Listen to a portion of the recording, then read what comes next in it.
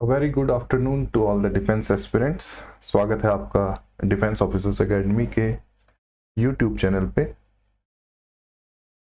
आज हम डिस्कस करने जा रहे हैं एक नई सीरीज जिसके तहत हम अपने सीडीएस, एनडीए, ओटीए से रिलेटेड जो सीनियर बैचेज होते हैं उनके लिए कुछ स्टडी मटेरियल आपको प्रोवाइड करेंगे और ये हम हर दिन लाइव आने की कोशिश करेंगे जिसके थ्रू आपकी पढ़ाई घर बैठे हो सके।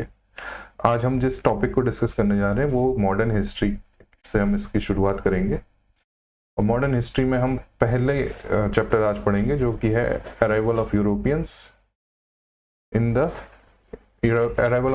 In India. और यहाँ से हमारी मॉडर्न हिस्ट्री की शुरुआत होती है और हम देखेंगे कि कैसे कैसे यूरोपियंस ने सबसे पहले इंडिया में आना शुरू किया और उसके बाद धीरे धीरे इनमें जो एक मोस्ट पावरफुल नेशन था ब्रिटिश, उसने इंडिया पर कुछ सालों तक राज किया और कैसे हमने एक इंडियन नेशनल मूवमेंट के तहत ब्रिटिशर्स से आज़ादी पाई। तो ये इंपॉर्टेंट मूवमेंट्स हैं मॉडर्न इंडिया के, और ये इंडियन नेशनल मूवमेंट से पहले जो बैकग्राउंड है हिस्ट्री का, ये उससे संबंधित इसमें हम जानकारी लेंगे। तो इस तरह से हमारा कुछ डिवाइड रहेगा जो कि सिलेबस है, और इसमें अराइवल ऑफ यूरोपियन कंपनी से शुरू किया जाएगा और जिसमें पहले जो देश से व्यक्ति आए थे वो थे पोर्चुगीज, हमारे जो इंडियन कोस्ट पे एंटर किए थे। तो हम सबसे पहले देखते हैं कि जो यूरोपियंस का अराइवल है इन इंडिया, उसके रीजंस क्या है, क्यों यूरोपियंस एक खास समय पे इतनी भारी मात्रा में इंडिया में आए या किसी भी साउथ ईस्ट एशियन कंट्री में आए।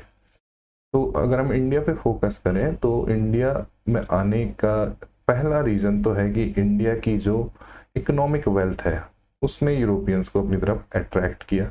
ये एक लॉन्ग टर्म इसका इम्पैक्ट रहा। इसके अलावा इंडिया के कुछ अदर अचीवमेंट्स भी थे जो कि इकोनॉमिक वेल्थ से इतर थे। इसकी वजह से भी कुछ यूरोपियंस या कुछ विदेशी व्यक्तियों का इंटरेस्ट इंडिया में जागता था, जो कि है इंडिया की स्पिरिचुअल अचीवमेंट्स, यहाँ की फिलॉसफी, जो भी यहाँ आर्ट और आर्किटेक्चरल मार्वल हमें देखने को मिलते थे पुराने समय में। आपको याद है कि यहाँ बहुत अच्छी एक टेम्पल आर्ट यानी कि मंदिर स्थापत्य कला रहती थी।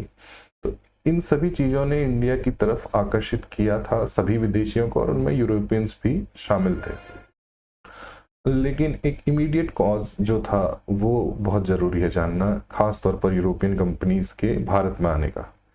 वो है the fall of Roman empire. तो अराउंड 13-14 सेंचुरी ये रोमन एम्पायर का फॉल हो गया था, जो कि इटली, रोम और जो कि एशिया का हिस्सा अपना यूरोप से जोड़ता है, उस एरिया पर राज किया करता था। यहाँ पर अब कब्जा कर लिया था अरब मुस्लिम्स या टर्किश मुस्लिम्स ने, जो कि ऑटोमन एम्पायर को यहाँ अब चलाते थे। तो इसकी वजह से क्या हुआ कि जिस लैंड रूट से, जिस ज़मीनी रास्ते से यूरोपियंस कभी कभी इंडिया या other south east Asian countries की तरफ जाते थे, उस रास्ते पर अब अरब मुस्लिम्स बैठ गए, जिनका काम था कि आने जाने वाले सभी लोगों से कुछ न कुछ शुल्क या टैक्स वसूलना। तो एक हिसाब से ये इंटरमीडियरीज आ चुके थे इंडिया और यूरोप के बीच, और ये एक इमीडिएट रीज़न था जो कि यूरोपियंस ने भारत में आने की शुरुआत की, एक नया तरीका ईजाद हुआ। इसकी वजह से कुछ चीज़ें बदली, और अब हम देखेंगे कि वो क्या चीज़ें बदली जिनकी वजह से यूरोपियंस इतनी भारी मात्रा में इंडिया आने लगे। तो सबसे पहली बात जो हमें समझनी है वो है कि जब लैंड रूट से कोई भी व्यापारी व्यापार करने के लिए आता है, एवरी ट्रेडर, तो उसकी कुछ लिमिटेशंस होती हैं उस समय के हिसाब से, क्योंकि तब ऐसे कोई बड़े बड़ी गाड़ियां या ऐसे कोई बड़े बड़े व्हीकल्स नहीं थे जिस पे आप अपना माल लेकर जा सकें और वापस उसे अपने देश में बेच सकें। लैंड रूट की लिमिटेशंस थी, लेकिन क्योंकि रोमन एम्पायर के समय पर लैंड रूट ईजिली एक्सेसिबल था, उसके अलावा सी रूट की जानकारी थी नहीं, तो इन चीज़ों ने क्या किया कि लैंड रूट को जारी रखा। इसके तहत इंडिया में पहले भी यूरोपियंस आते थे, लेकिन इतनी ज़्यादा मात्रा में नहीं आते थे। तो भारतीय जो इकोनॉमिक वेल्थ है, जो स्पिरिचुअल अचीवमेंट्स हैं, जो भी आर्ट एंड आर्किटेक्चर है, उसकी जानकारी यूरोपियंस को थी। ऐसा नहीं है कि पहली बार यूरोपियंस इसी समय पर आए थे, लेकिन ये एक सीमित तरीका था आने और जाने का। बीच में जो इनका लैंड रूट है उसमें अरब इंटरमीडियरीज आने की वजह से उस रूट से जाना इनके लिए फायदेमंद नहीं रहा। तो यूरोपियंस ने एक ऑल्टरनेटिव रूट ढूंढने की कोशिश की। ऑल्टरनेटिव रूट उन्होंने ढूंढा थ्रू सी। तो समझिए यहाँ पर यूरोप है, यहाँ पर इंडिया है, और सबसे पहले एक लैंड रूट से यूरोपियंस यहाँ से यहाँ जाते थे, लेकिन अब बीच में इस लैंड रूट के अरब इंटरमीडियरीज आ चुके हैं और जो कुछ ना कुछ टैक्स या शुल्क वसूलते हैं, जिससे कि प्रॉफिट कम हो जाता है। तो यूरोपियंस ने एक ख़ास तरीका ईजाद किया। यूरोपियंस ने सोचा कि ये लैंड रूट नहीं, यहाँ से सी रूट से होते हुए वो इंडिया पहुँचने लगे। अब सी रूट से अभी इसी समय पर पहुँचना क्यों शुरू किया? क्योंकि एक तो मजबूरी थी कि आपका जो लैंड रूट है वो बाधित हो चुका है, और इसके साथ ही यहाँ ज्ञानोदय यूरोप की देशों में हो चुका था, जिसे पुनर्जागरण या रेनेसां कहते हैं। रेनेसां ने एक खास बात सभी व्यक्तियों को सिखा दी थी, वो ये था कि धर्म और स्वर्ग के जो कॉन्सेप्ट हैं वो एग्जैक्टली वैसे नहीं है जैसे हम मानते हैं। यानी कि भाग्य के आधार पर अब लोग नहीं चलने लगे थे, उनके ये सारे बिलीफ सिस्टम टूटे थे, और वो साइंटिफिक टेम्परामेंट और अपने खुद के दम पर कुछ चीज़ों को अचीव करने की कोशिश करने लगे थे। तो इसी क्रम में कुछ लोगों ने कुछ एडवेंचर टूर करने शुरू किए। उन्होंने सोचा कि जब हम समुद्र हमारी सीमाएं नहीं बना सकता, हमें असीमित बनना पड़ेगा। कुछ टेक्नोलॉजिकल इन्वेंशन हुए, जैसे कि कंपास का उपयोग किया जाने लगा, और बड़े बड़े जहाज का निर्माण भी शुरू होने लगा था। तो कुछ लोगों ने शुरू में इस तरह से अपने सी वोयाज या अपने समुद्री यात्राओं की शुरुआत की, जो कि अपने आप में बहुत बड़ा जोखिम था, लेकिन इनकी वजह से ही कुछ रास्ते हमें पता चले। जैसा कि आप देख सकते हैं, यूरोप से इंडिया आने का रास्ता, जहाँ पर बीच में अफ्रीका पड़ता है, ये रास्ता वास्को डी गामा ने खोज निकाला था इन 1498। ऐसा कहा जाता है कि क्रिस्टोफर कोलंबस भी इसी रास्ते को ढूंढने के लिए निकले थे, मगर वो गलती से अमेरिका पहुंच गए थे, इसलिए उन्हें अमेरिका की खोज करने वाला माना जाता है। तो ये खोज जो भी करने वाला हम कहते हैं, इसका मतलब होता है कि हमने सी रूट खोज निकाला, एक नया रास्ता, और इस नए रास्ते से कुछ फायदे भी यूरोपियंस को मिलने लगे। इस नए रास्ते की वजह से आप एक बड़े जहाज को ले जा सकते हैं और उस बड़े जहाज में बहुत सारा सामान आप लेकर आ सकते हैं, जबकि लैंड रूट से आप इतनी बड़ी गाड़ी या इतने ज़्यादा पशुओं पे अपना सामान ढोके नहीं ला सकते थे। उसके साथ ही ये थोड़ा सा जटिल काम भी होता था, रास्ते में चोरी होने का डर या मौसम खराब होने पर माल खराब होने का डर। लेकिन सी रूट से ये कंपैरेटिवली थोड़ा सा आसान हो गया। हालांकि सी रूट के भी अपने चैलेंजेस थे जो समय के साथ उभर कर आए, और धीरे धीरे फिर सी रूट पर भी जो पायरेट्स से उनका हमला या उनके द्वारा की जाने वाली चोरी दिखी जाने लगी।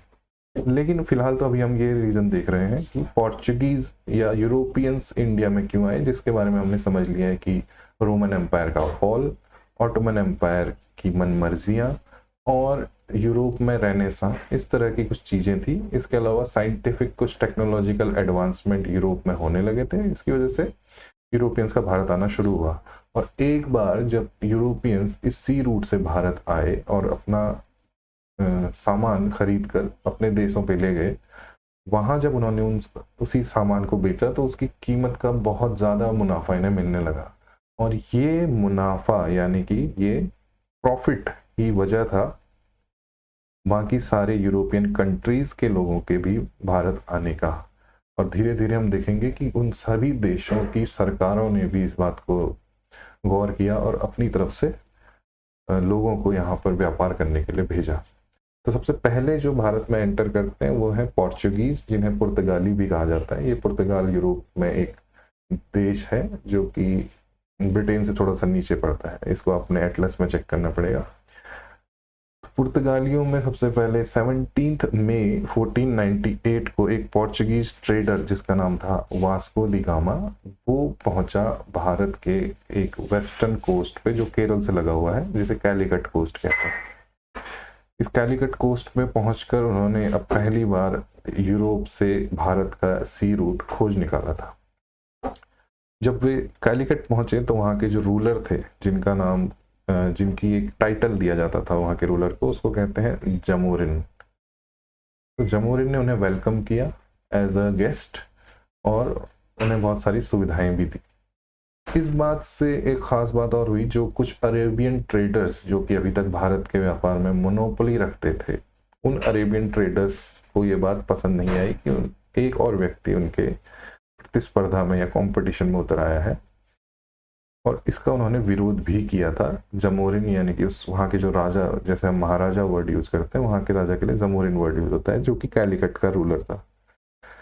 तो उन्होंने अपना प्रोटेस्ट इसमें दर्ज किया। यानी कि आप अभी तक जो बात समझे हैं वो है कि एक पोर्चुगीज जिसका नाम है वास्को डी गामा, वो कैलिकट कोस्ट से आता है और उसको जमोरिन वेलकम करते हैं, और इसके साथ ही जो अरब हैं ट्रेडर्स, वो अपना इस पे प्रोटेस्ट दर्ज करते हैं। और जो खास बात यहाँ पे जानने की है कि वास्को दी गामा ने 60 टाइम्स प्रॉफिट गेन किया था अपने पहले ट्रेड से। यानी कि जो भी सामान वो इंडिया से यूरोप की तरफ ले गए, उसमें उन्हें 60 गुना लाभ, यानी कि 60 टाइम प्रॉफिट हुआ, जो कि ह्यूज अमाउंट माना जा सकता है। It's a humongous amount. और इसी चीज ने बाकी पुर्तगालियों को भी इस एडवेंचर को करने के लिए अपनी ओर ध्यान आकर्षित किया। तो ये कुछ बातें थी, जैसे रीजंस क्या है अराइवल ऑफ यूरोपियंस के, आई होप आप समझे होंगे। और पहले यूरोपियन जो भी एंटर किए थे इंडिया में थ्रू सी रूट, उनके बारे में हमने यहाँ पर जानकारी ली। तो इससे हम आगे बढ़ते हैं। इन 1500 एडी यानी कि 1500 ईस्वी के आसपास, यानी कि 1498 के 2 साल बाद दूसरा पोर्चुगीज एक्सपेडिशन हुआ है under Pedro Alvarez Cabral. Pedro Alvarez Cabral दूसरे व्यक्ति जो पुर्तगाली हैं, वो आए हैं भारतीय कोस्ट पे, और इन्होंने यहाँ आने के क्रम में एक अरेबियन शिप को कैप्चर किया और उसे जमोरिन को प्रेजेंट कर दिया गया। जैसा कि हम जानते हैं, अरब जो व्यापारी थे और जो पोर्चुगीज व्यापारी थे, इनके बीच थोड़ा सा टसल या थोड़ी सी मनमुटाव देखा जा चुका था वास्को डी गामा के आने के बाद। और जब पेड्रो अल्वारेज कैब्राल भारत आ रहे थे उसी सी रूट से, जिस सी रूट से वास्को डी गामा आए, तो रास्ते में उन्हें एक अरेबियन शिप मिला है। उस अरेबियन शिप को इन्होंने लूट लिया और लूट के जमोरिन को पेश कर दिया गया। तो इससे अब एक बीज पड़ चुका है अरब और पोर्चुगीज राइवलरी का, जिसके कुछ लक्षण हमें आने वाले समय में देखने को मिलेंगे। यहाँ तक कहानी है 1498 से 1500 के बीच की। 1502 ईस्वी यानी कि 1502 एडी आते आते वास्को डी गामा दोबारा इंडिया आते हैं फॉर ट्रेड पर्पजेस, और 1503 उसके अगले साल फर्स्ट पोर्चुगीज फैक्ट्री स्टैब्लिश की जाती है कोचीन में, जो कि केरला में है। पोर्चुगीज फैक्ट्री स्टैब्लिश करने का मतलब है कि जो भी सामान इंडिया से पुर्तगाली खरीदते थे उसे एक जगह इकट्ठा करते थे, और खास तौर पे समंदर के किनारे के किसी क्षेत्र में इकट्ठा किया जाता था। इसकी वजह से क्या होता था कि उनका एक वेयर हाउस सा बन जाता था, जहां वो अपना सामान जहाजों में आसानी से लाद सकते हैं एक जगह इकट्ठा करके। और धीरे धीरे इस तरह के सेटलमेंट्स बहुत सारी जगहों पर पुर्तगालियों ने बनाए, जिसमें पहला सेटलमेंट कोचीन में, जो कि केरला के कोस्टल रीजन में आता है, वहां बनाया गया था। तो ये एक इम्पॉर्टेंट बात है कि first Portuguese factory was established in Cochin in 1503 AD। 1505 AD आते आते सेकंड पोर्चुगीज फैक्ट्री भी स्टैब्लिश हो गई थी, और ये स्टैब्लिश हुई थी कन्नूर में, जो कि केरला का ही हिस्सा है। तो जैसा कि आप देख रहे होंगे, केरला के जो रूलर हैं जमोरिन, उनसे पोर्चुगीज के अच्छे रिलेशन होने की वजह से पहली 2 फैक्ट्री केरला में ही स्टैब्लिश की गई। 1505 एडी में ही फ्रांसिस्को डी अल्मेडा नाम का व्यक्ति भी आता है as a viceroy of Portugal. तो ये अपने आप में अब एक नई घटना यहाँ पे होने लगी है। पुर्तगाल की सरकार ये देखती है कि यहाँ हमारे देश के नागरिक अलग अलग ग्रुप्स में जा रहे हैं और ट्रेड करके आ रहे हैं इंडिया से, और काफ़ी सारा मुनाफा कमा रहे हैं। इतना सारा मुनाफा जब कोई एक व्यक्ति कमा रहा है, तो वहाँ की सरकार को लगा कि क्यों ना ये काम सरकारी रूप से किया जाए और हम खुद के लिए पैसा कमाएं, देश के लिए पैसा कमाएं। पुर्तगाल की सरकार ने ऑफिशियली एक व्यक्ति को भेजा था जिसका नाम था Francisco de Almeida.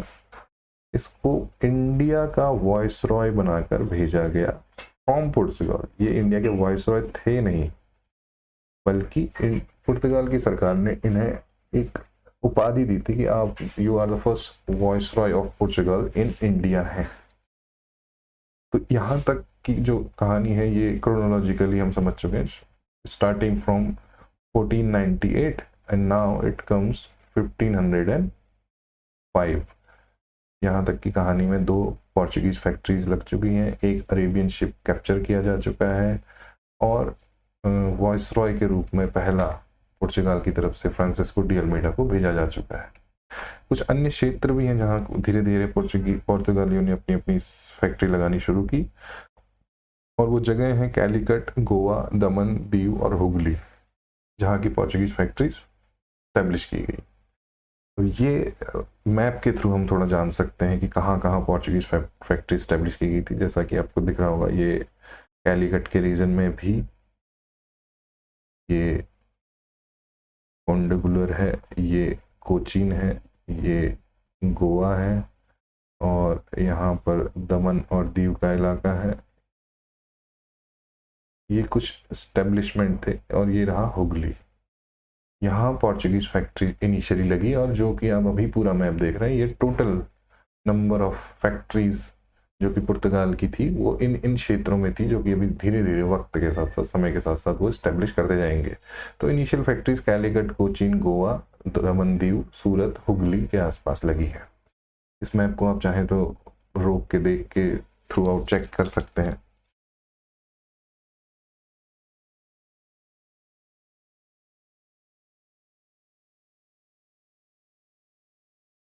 Okay,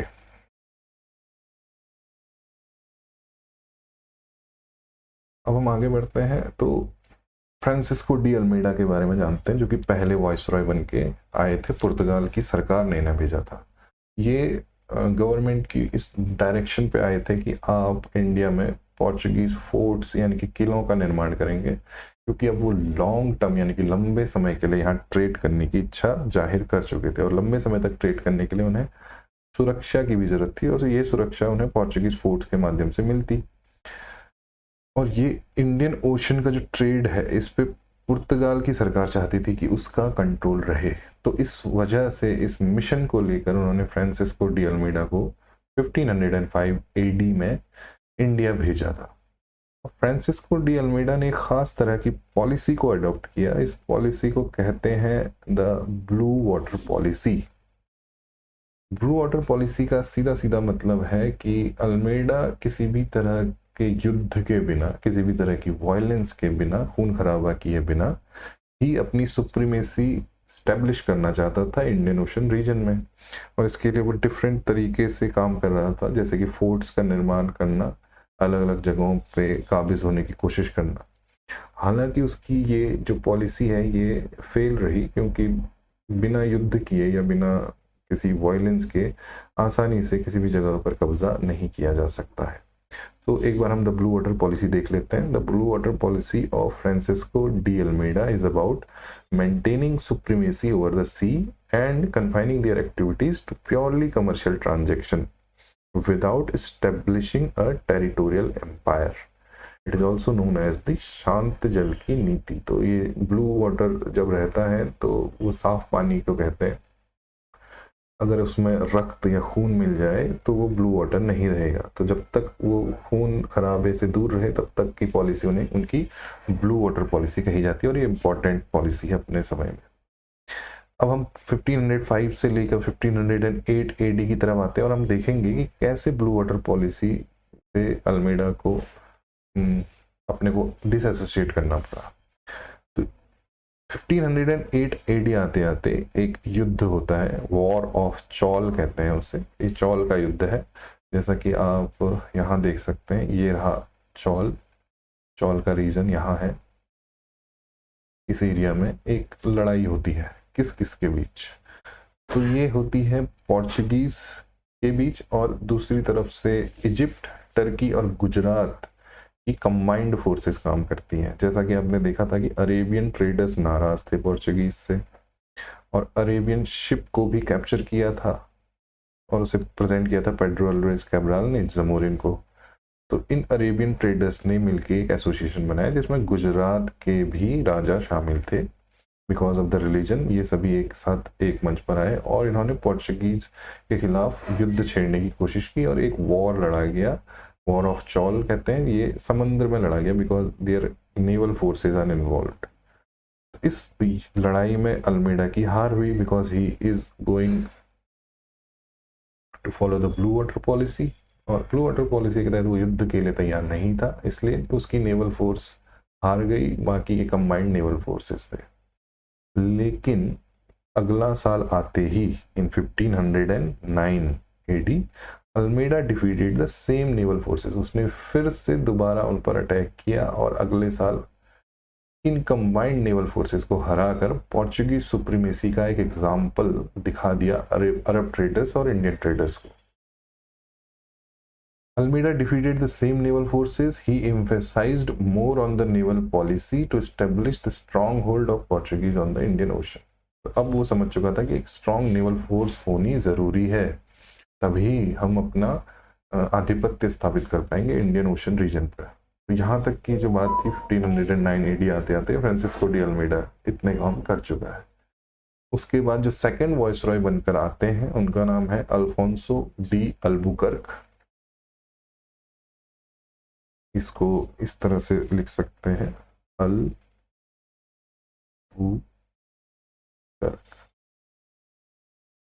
Alfonso de Albuquerque आते हैं 1509 एडी में, और ये दूसरे यानी कि सेकंड वॉइसरॉय ऑफ पोर्चुगल हैं इन इंडिया। तो आफ्टर अल्मेडा अल्बुकर्क केम।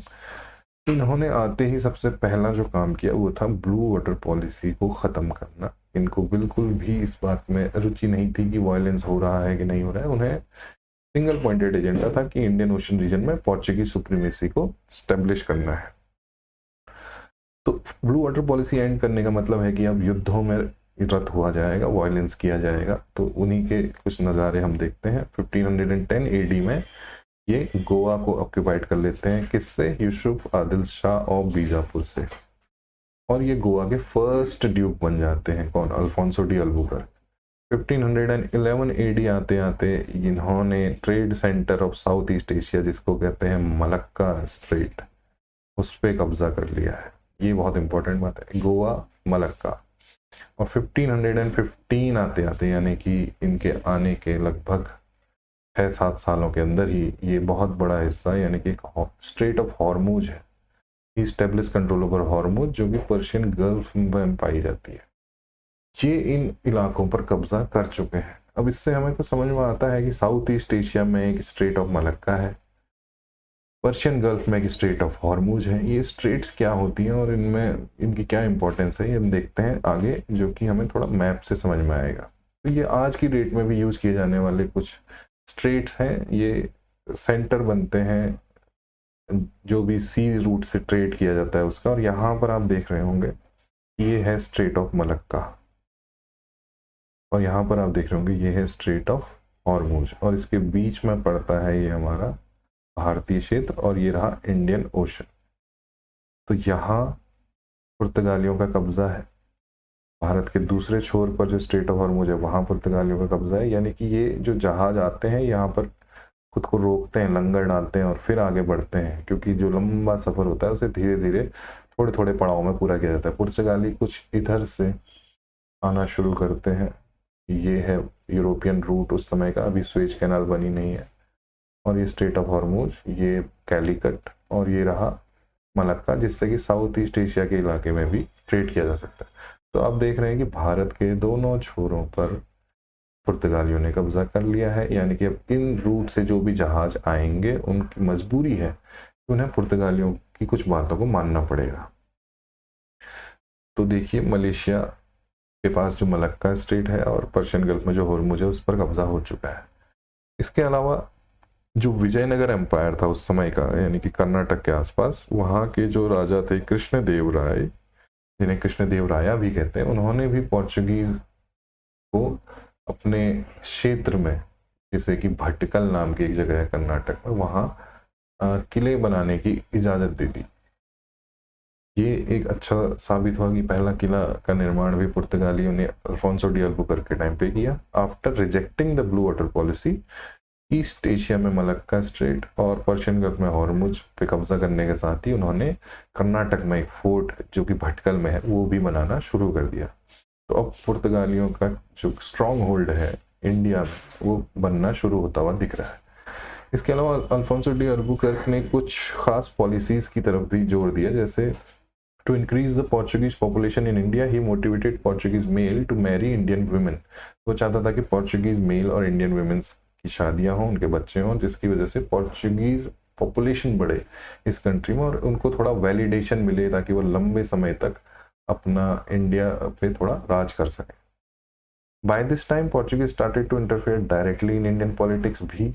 देखिए जैसा कि आप समझ रहे हैं कि दोनों ही तरफ से स्ट्रॉन्ग होल्ड बढ़ता जा रहा है। हॉर्मुज और पर्शियन गल्फ और मलक्का स्ट्रेट पे जब कब्जा कर चुके हैं पोर्चुगीज, तो उन्हें उसके कुछ फाइनेंशियल गेन भी हो रहे हैं, क्योंकि जो भी आने जाने वाले जहाज हैं वो उन्हें कुछ टैक्स दे रहे हैं, इससे उनके पैसे भी बढ़ रहे हैं। इसके अलावा उनको बहुत सारे, जैसे कि केरल में जमोरिन है और विजयनगर एम्पायर में कृष्णदेव राय हैं, ऐसे राजाओं का भी सपोर्ट मिल रहा है, जिसकी वजह से अपने फोर्ट और फैक्ट्रीज का निर्माण कर पा रहे हैं।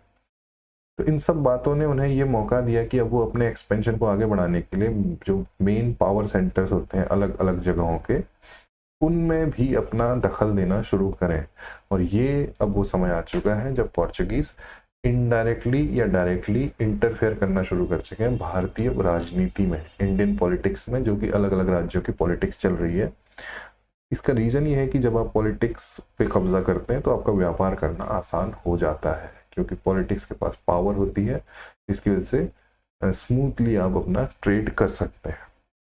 तो यहाँ तक की बात अल्फोंसो डी अल्बुकर्क की है। इन्होंने एग्रेसिव पॉलिसी अपनाई और जो कि फ्रांसिस्को डी अल्मेडा से ज़्यादा अलग थी।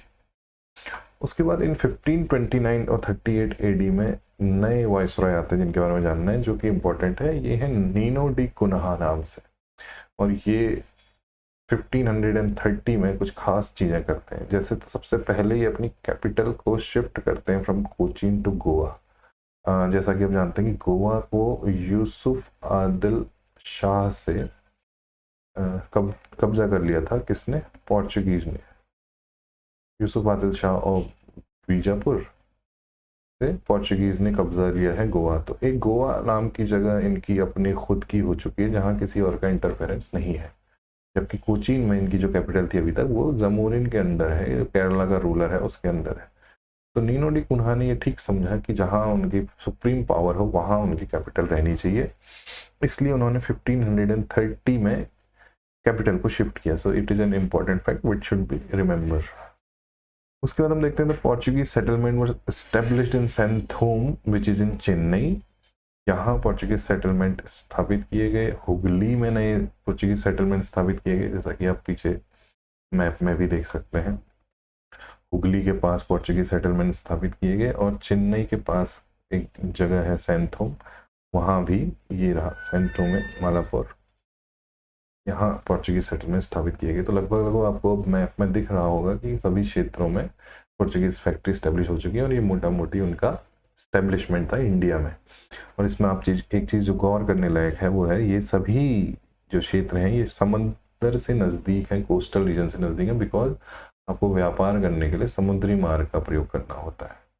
सारा सामान आप यहाँ पर फैक्ट्री अगर हो यहाँ पे इकट्ठा कर लें, यहाँ से आसानी से आप जहाज पे लाद कर ले जा सकते हैं। तो नीनो डी कुन्हा के आते आते शिफ्ट हो जाती है कैपिटल गोवा में और हुगली और चेन्नई में नई सेटलमेंट, पोर्चुगीज सेटलमेंट यानी कि आवासीय बस्तियां भी बनने लगती हैं जहां लोग रहते हैं। 1534 में एक दिलचस्प बात होती है, जो आइलैंड ऑफ बसीन है, ये पुर्तगालियों को ऑफर किया जाता है गुजरात के किंग बहादुर शाह की तरफ से। बहादुर शाह ये नाम आपको मुगल में भी सुनने को मिलेगा, लेकिन ये गुजरात के किंग दूसरे बहादुर शाह है।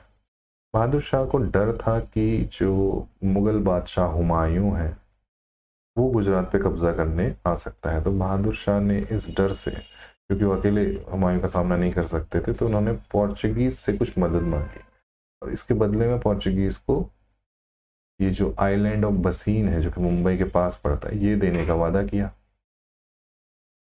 तो पुर्तगालियों ने इस पे सहमति दी कि वो बहादुर शाह को प्रोटेक्ट करेंगे with the attack of Humayun और उसके बदले बसीन लेंगे।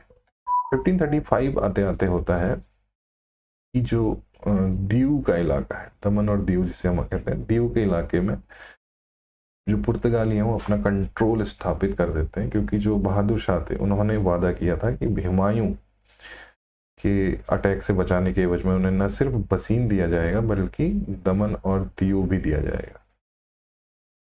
दमन और दीव जब बहादुर शाह देने से थोड़ा आनाकानी करते हैं, क्योंकि हुमायूं का खतरा थोड़ा कम हो जाता है आने का, तो बहादुर शाह से ज़बरदस्ती दमन और दीव ले लिया जाता है, या स्पेसिफिकली कहूँ तो दीव ले लिया जाता है। बसीन उन्हें पहले मिल चुका है, उसका पूरा रेवेन्यू कलेक्शन का अधिकार पुर्तगालियों को मिल चुका है। तो यहाँ पर आप पॉलिटिक्स में पोर्चुगीज के दखल को देख रहे हैं।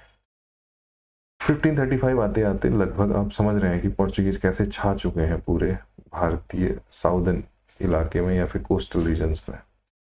एक बड़ी बात 1537 में आकर होने लग जाती है, जो कि एक बहुत बड़ी चीज़ पोर्चुगीज कर देते हैं कि बहादुर शाह को वो अपने शिप पे बुलाते हैं इस बात के लिए मनाने के लिए कि जो दीव का इलाका है वो अब हमारे पास ही रहना चाहिए और बसीन भी हमारे पास रहना चाहिए।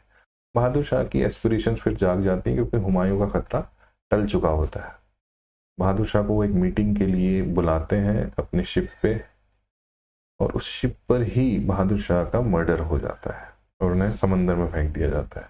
तो एक हिसाब से उन्होंने गुजरात के राजा का मर्डर ही कर दिया पोर्चुगीज ने, और अब ये बात बहुत आगे तक बढ़ चुकी है।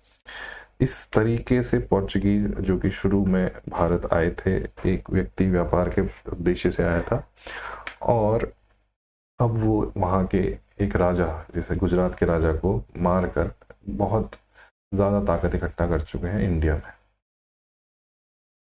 हम देखते हैं कि पुर्तगालियों ने कौन सी इकोनॉमिक पॉलिसी अडेप्ट की इंडिया में। तो एक जो पोर्चुगीज थे उन्होंने जो इंडियन ओशन रीजन पे, जैसा कि आपने देखा था, स्ट्रेट ऑफ हॉर्मुज और स्ट्रेट ऑफ मलक्का पे कब्जा किया था। इंडियन ओशन रीजन पे कब्जा करने के बाद उन्होंने कॉर्टेज सिस्टम नाम का एक सिस्टम चलाया था फॉर ट्रेड। इसको आप सरल भाषा में समझना चाहें तो this is licence to trade या सी पास का सिस्टम है। यानी कि जो भी जहाज उस इलाके से जाएंगे जो पुर्तगालियों के अंडर है, उन जहाज़ों को अपने लिए कुछ पास या लाइसेंस लेना पड़ेगा, जिसके एवज में उन्हें पैसे देने पड़ेंगे या कुछ अमाउंट देना पड़ेगा, और पुर्तगाली उन्हें एक पास देंगे। अब वो आसानी से इस एरिया में जा सकते हैं और ट्रेड के लिए अपना सामान लाया ले जा सकते हैं।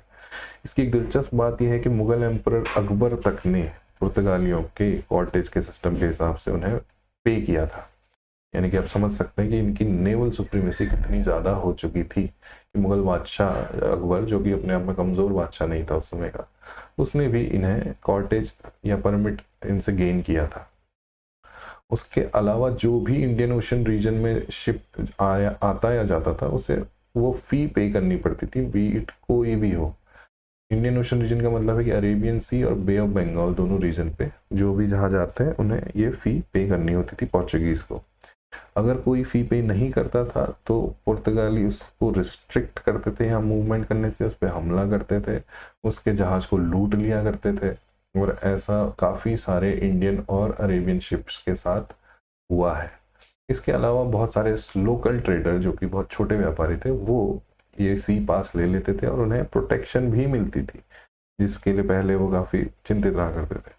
तो सी पास सिस्टम या कॉर्टेज सिस्टम के दो आउटकम देखने को मिले। एक तो कि जो बड़े अरेबियन या इंडियन शिप्स थे उनको लूटा गया बिकॉज दे डू नॉट पे द रिक्वायर्ड लाइसेंस फी, और उसके अलावा कुछ जो छोटे व्यापारी थे जिन्होंने कि ये सी पास लिया हुआ था या परमिट लिया हुआ था, उन्हें प्रोटेक्शन दी गई। अब हम देखते हैं कि ये जो सी पास सिस्टम है तो ये समंदर से रिलेटेड है। तो ये किन पोर्ट्स में यूज़ किया था पुर्तगीज़ ने, कौन कौन से पोर्ट पोर्चुगीज यूज़ करते थे, तो इसमें एक लिस्ट दी गई है। गोवा, मुंबई, दमन दीव, मैंगलोर, कोचीन, कन्नूर, कैलिकट, नागापट्टनम, मछलीपट्टनम और हुगली, ये सब पोर्ट का यूज़ पोर्चुगीज करते थे। और इसके अलावा जो भी दो तीन बातें हम समझ रहे हैं, एक तो इकोनॉमिक पॉलिसी के तहत ये कॉर्टेज सिस्टम चला रहे हैं, सी पास सिस्टम चला रहे हैं, और दूसरा ये है कि जो इंडियन पॉलिटिक्स है उसमें भी ये दखल देना शुरू कर चुके हैं, जैसा कि आपने बहादुर शाह जो गुजरात के राजा थे उनके मामले में देखा। तो जब भी विजयनगर या दक्कन सल्तान्स के बीच या दक्कन या मुगल के बीच या मुगल और मराठाओं के बीच कोई भी कॉन्फ्लिक्ट होता था, तो पोर्चुगीज इसमें बीच में कुछ न कुछ दखल देते थे, एक साइड को चूज करते थे और इस तरह से इंडियन पॉलिटिक्स को इन्फ्लुएंस करने की कोशिश करते थे अपने फेवर में। तो यहाँ तक जो कि पोर्चुगीज़ हैं उनका ये भारत पर आना और इस तरह से छा जाना है। और आज हमने देखा किस तरह से अराइवल ऑफ यूरोपियंस होता है, जिसमें पहली फोर्स आती है 1498 में पोर्चुगीज़, और कैसे वो इस पूरे क्षेत्र पर छा जाती है। कल हम इससे आगे जानकारी देखेंगे कि पुर्तगालियों के बाद कौन कौन सी यूरोपियन ताकतें थी जो कि भारत में आई और उन्होंने अपने अपने क्षेत्र स्थापित किए। तो तब तक के लिए मेरी शुभकामनाएं आपके साथ हैं। All the best. If you like this video, then please do like, share and subscribe our YouTube channel, and all the best for your preparation. Thank you.